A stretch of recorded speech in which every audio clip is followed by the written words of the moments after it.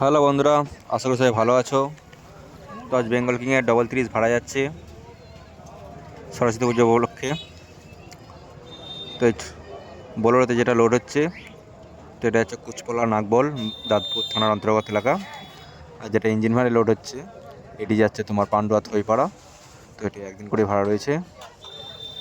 তো দুটি পজিশন রয়েছে, যারা যারা দেখতে ইচ্ছে চলে যাবে। আগামীকালে কম্পিটিশন রয়েছে। তো দেখতে পাচ্ছ দুটোই গাড়ি লোড হচ্ছে। বোলেরোটা লোড হয়ে গেছে প্রায়, চঙ্গোটা তুললি বাঁধা হয়ে যাবে, আর এটা লোড হচ্ছে। তো দেখতে পারো বন্ধুরা।